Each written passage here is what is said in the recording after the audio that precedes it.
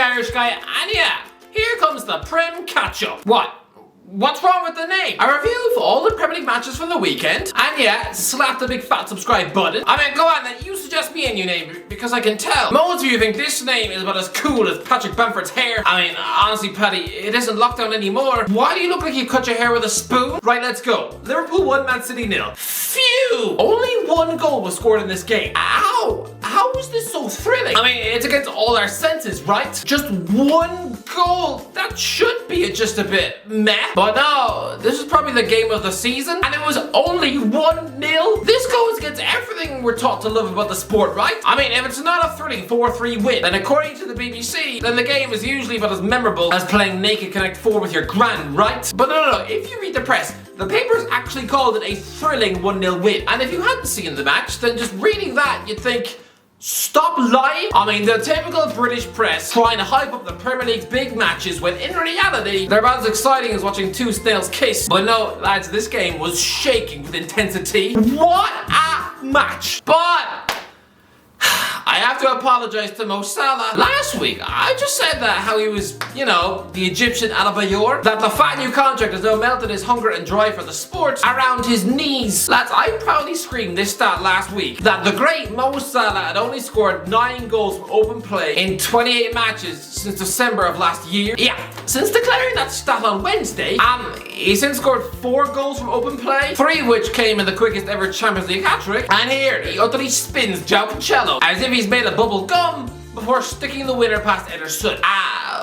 Whoops! And it's not only that, because realistically, he could have scored another hat-trick. I mean, minutes earlier, Emerson had somehow managed to pull off one of the most insane reflex saves in Premier League history. Honestly, that was like peak Peter Schmeichel. And then crucially, with 10 minutes ago, Darwin Núñez, all he has to do is pass. Just pass the ball and Salah taps into an empty net. I'm gonna say this. Núñez is rapidly turning into Timo Werner. Someone who is so desperate to score that he hogs the ball and is becoming stupidly selfish. Just pass the ball. Darwin, I know it's early days, yes, but he is slipping into flop territory. And look at Werner or Fernando Torres at Chelsea. Once you're in that box, it is so desperate to climb back out. Honestly, it's like when Batman was stuffed in Bane's prison cell. Well, lads, Jurgen Klopp might have lost brain cells after Salah was somehow not given a foul after he was dragged to the floor. And you know what? Yeah, he screamed in the assistant's face. But looking at Klopp, he was restraining himself from punching the guy in the eye. How was that not a free kick? Anyway, Klopp, I have to congratulate you. You welcomed Manchester City, arguably the greatest team in world football, to your ground and chose to unironically start James Milner as your right back. I mean, he's nearly 37 years old and you're playing him out of position in defense. I mean, don't underestimate just how risky this was. I mean, it's like someone who's preparing to box Tyson Fury and for some reason they choose to spend the first 20 seconds of round 1 just texting their mum in the ring. What? Lads, it's not often I advocate for Jack Grealish to get game time, but lads, this chess counter move looked so obvious, Pep. Jack is a dribbler, and not just when he's passed out on the couch after 9 rum and cokes. No, he likes to take on opponents. Am I the only one who thought, get Grealish on the pitch and have him attack the nearly 40-year-old right back? Someone who's been playing in this league since 2002? I mean, do you know how many free kicks Grealish would have won? He would have destroyed Milner at right back. So being forced to watch the entire game on the bench, he must have been this close to biting off his teeth. And not only that, but he's now officially got less Premier League assists in 2022 than the guy standing in Liverpool's net, and he cost 100 million quid. That's embarrassing, but brilliant Liverpool win. I think they're back now. I mean, they just scored 7 goals on a Champions League night before beating Manchester City at home. This is peak Klopp ball. I know Arsenal are top right now, but I think everyone expects them to just trip over their own feet themselves. So Liverpool will look at Man City, and right now, if they just beat West Ham midweek, then Liverpool will be just 7 points behind. That's all. 7. The title race is back on. Man United 0, Newcastle 0. Okay, lads, I don't believe in fate, mystics, or witch doctors. Okay, I don't especially believe in time travel either. I mean, I was forced to watch the Back to the Future films during lockdown, and honestly, the entire premise made me feel like vomiting in my hand. But this is spooky. I'm sorry, I know it's the month of Halloween, and so yeah, I'd imagine there's some weird gods out there who will spend this month spooning with plastic skeletons and trying to wake the dead. You know, just screaming at their hamster's corpse. But to me, I know this is insane. You know, I'll explain now, because honestly, I mean, these probably just sound like the mad ramblings of someone who probably eats microwave buddy rabbits for tea, right? No, lads, Manchester United and Newcastle drew 0-0 on Sunday afternoon, yes. But lads, we've already seen this before. No, this game is the closest to what already happened back in 2004. I'm sorry, but this is like going to the cinema in 2022 and realizing that the director has just borrowed a script word for word from 2004. Lads, go back to January 2004, and yes, Newcastle travelled to Old Trafford on a Sunday afternoon. Well, here, Newcastle were robbed of a stonewall penalty in the first half after Callum Wilson was fouled in the box in 25 minutes. And yeah, in 2004, Alan Shearer was clumsily bundled over in the box on 25 minutes. And again, no penalty given when it should have. Lads, back in 2004, Jermaine Genius, one of Newcastle's central midfielders, he hit the crossbar with a header. Again, here, Joe Linton, another Toon midfielder whose name begins with a J, also heads against the crossbar. Lads, Cristiano Ronaldo had a goal disallowed in this match, and Michael Sylvester had a goal disallowed in 2004. I mean, what is going on? This match was a clone, a full-on clone of what we already watched 18 years ago. Honestly, I remember being a little boy sneaking into a pub to watch this match, ordering myself a Fanta Orange and a packet of Skips. Again, using pocket money that Father O'Reilly had given me in exchange for my silence. But lads, here's where it gets creepier. When that game happened in 2004, that was the same season where Arsenal won the league, Newcastle finished 5th, Cristiano Ronaldo scored in the FA Cup final, oh yeah, and the 3 teams who got relegated, Wolves, Leeds and Leicester City. Someone, anyone, look me in the eyes and tell me that history won't repeat itself. They all sound like things which could feasibly happen this season. I mean, that season Norwich won the championship. What is this? Is this 2004? Should we all just now start booking tickets to watch Scooby-Doo 2? And lad, there's more. The opportunistic Ronaldo nicking the ball off Nick Pope's toes and rolling it into the net. That's happened at Old Trafford before. Back in October, yeah, another October in 2010, Gerardo Gomez tries to take a quick free kick for Tottenham, and Nani nips in and scores, except that one stood. It's the exact same scenario. Lads, this is the most unoriginal Premier League match I've ever watched. Honestly, it was like watching The Hangover 2. We've seen this all before. Leeds 0, Arsenal 1. Never forget this. Patrick Bamford has played for England. I'm sorry, what? Isn't representing England supposed to be the pinnacle dream realized for young children in this country? I mean, isn't that such a monumental Herculean achievement? I mean, that England caps are only reserved for the creme de la creme. And yeah, when I see Bamford stumble about like a crippled donkey, it just sort of makes me look at this segment on Wikipedia and feel incredibly confused. You know, I bet like seeing the words Oscar winner beside Whoopi Goldberg's name. What, you mean the fat nun-off sister act? What? I know the guy spent a year living on my foot, but lads, it was just painful to watch. This man wasn't scored since December of last year. And Jesse Marsh chucks him on at half-time in this match, and yeah, he soon swivels to score an equaliser. It just then gets ruled out for a stupid foul. Leeds then win a penalty, and he chooses to take it. I'm sorry, already, if I'm a Leeds fan, I'm worried. There should be a rule. If for any reason one of your footballers has not scored in the current year, then do not let them take a penalty a few days before Halloween. It doesn't make sense. And considering his last goal was a header, well, this poor violinist hasn't scored with his feet since against Burnley in August 2021. This guy is rustier than the wheels of a parked caravan. And not only did he not score his penalty, but he didn't even hit the target. And it gets even worse. In the final minutes, he wins the second penalty. After shoving Gabriel to the floor and then collapsing and pretending like the Brazilian had just shoved a kitchen knife in his thigh. I mean, it was embarrassing. And the thing is, he's done this before. Remember in the championship when he embarrassingly dived like Rivaldo to get Anwar El Ghazi sent off for Aston Villa? I mean, this game was delayed for 12 minutes because of a power cut in the VAR studio. Can you imagine if they hadn't bothered to fix it? In which case, Leeds would have been given a last minute penalty, Gabriel would have been sent for an early shower, and Arsenal would have dropped 2 points. But lads, this could have been a turning point. I remember back in February 2008 when high-flying Arsenal gave away a last-minute penalty to drop points at Birmingham City, forcing William Gallas to sulk on the pitch after the match. Well lads, here they had another French centre-back called Will, and he also demonstrated the brains of cat food by giving away a penalty for a handball. So history could have repeated itself. I mean, Saliba could have been one sulking on the pitch for an hour after the final whistle as the club's title bid melted around their feet. But no, to be fair, brilliant 1-0 win at Ellen Road. But Bamford, honestly, this version of him, please just sell him back to Middlesbrough in January, because this version of him is about as threatening as a milkshake filled with cauliflower. Just all a bit meh. I mean, if Leeds even had a striker like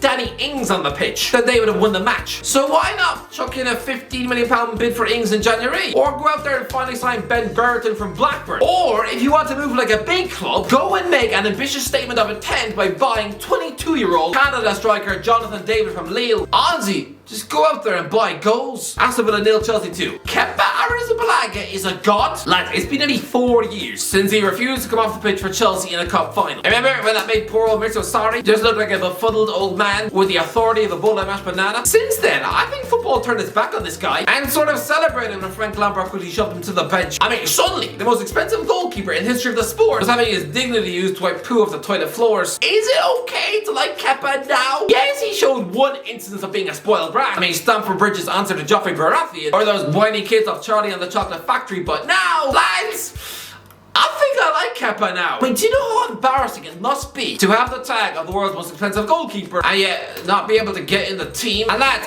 Edouard Mendy wasn't even a massive Buffon-esque name. Nah, a few years ago he was working for a minimum wage in a French clothes shop. And yet, Kepa has never moaned, has never whined, and was offered an exit route in the summer to get a loan move to Napoli, but instead just decided to stay and fight for his place. And now, lads, this is the best I've ever seen him play. After 2 years in the wilderness, Kepa, by all rights, should be a rusty era pro mannequin. Someone who probably spent the last year just eating donuts in his car, right? But no, despite the fact that he hasn't been first choice since before lockdown, despite the fact that his stupid penalty against Liverpool in the cup final had the world laughing at him, he has still kept himself incredibly sharp. Honestly, he's like the Spanish Shay Given. There were 4 world-class saves he pulled off on Sunday afternoon. Honestly, he should frame that man of the match award in his fridge. I mean, cherish that clean sheet because Kepa, you earned that one. But other than that, yeah, again, there were hipster calls from Graham Potter. I mean, he asked Raheem Sterling to play right wing back. I mean, to most people that would sound about as clever as licking the rim of a toilet bowl on the tube, but to be fair, do you know who else was on that flank? A nearly 40-year-old Ashley Young. Someone who was playing in the Premier League when Sterling was 8. So, yeah, Potter,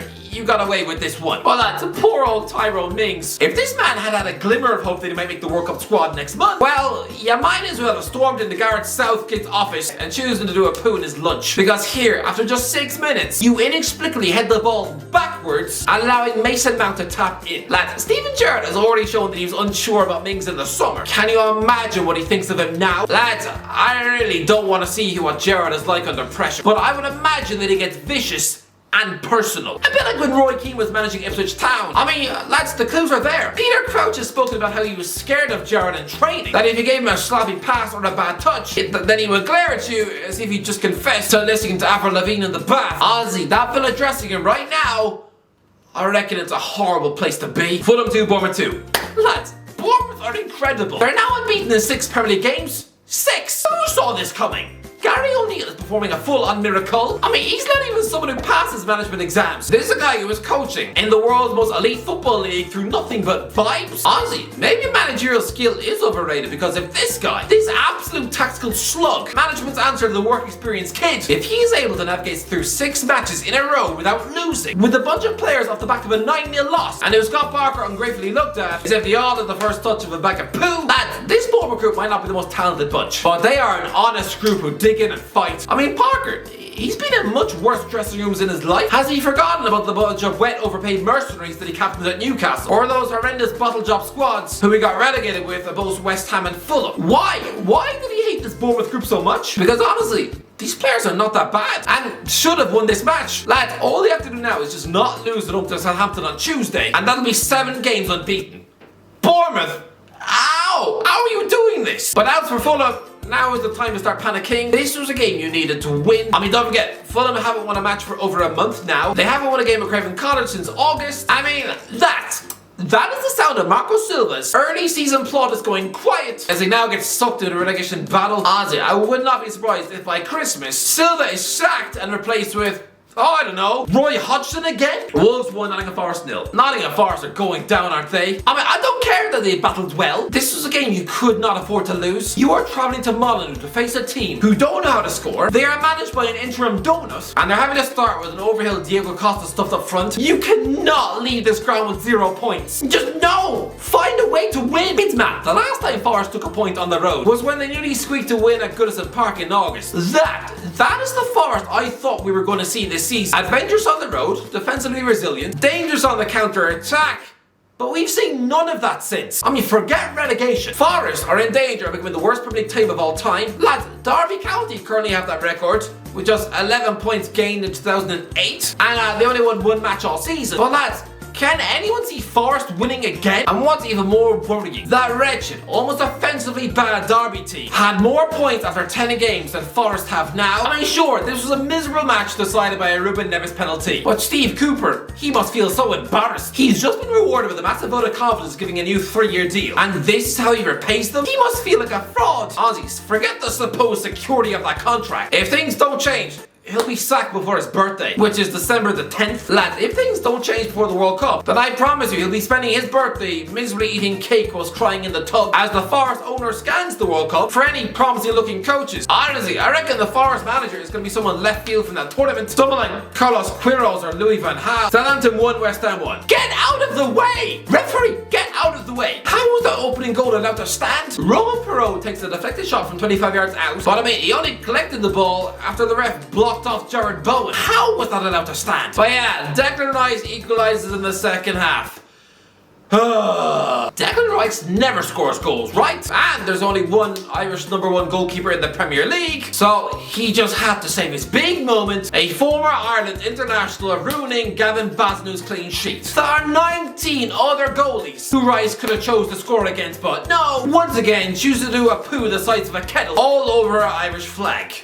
God damn you, Deck. Southampton should have lost this match. Lads, there are rumblings over who's going to be the next Premier League boss to go. Let's be real, it should be Ralph Hasenhüttl. How he was ever able to survive 2 9-0s is beyond me. Again, it's like a babysitter continuing to be hired by the neighbourhood after she keeps burning down everyone's house. Lads, this should have been 5 defeats in a row for the Saints. They're in free fall. Ralph has to go. Time is up. This has to be it. Boot the weary Hasenhüttl out the door and go and hire Sean Dyche. Southampton, this is a crucial point in your history. Go out there, just buy into Dyche ball, and he can be what Nigel Atkins promised to be for you. You know, a stable, no frills, unfashionable British coach who would have kept you in the Premier League. I mean, it's just back in 2013. You were just a bit too ambitious for your own good. I mean, despite being a newly promoted club, you chose to go out there and hire Mauricio Pochettino. You know what? Fair play.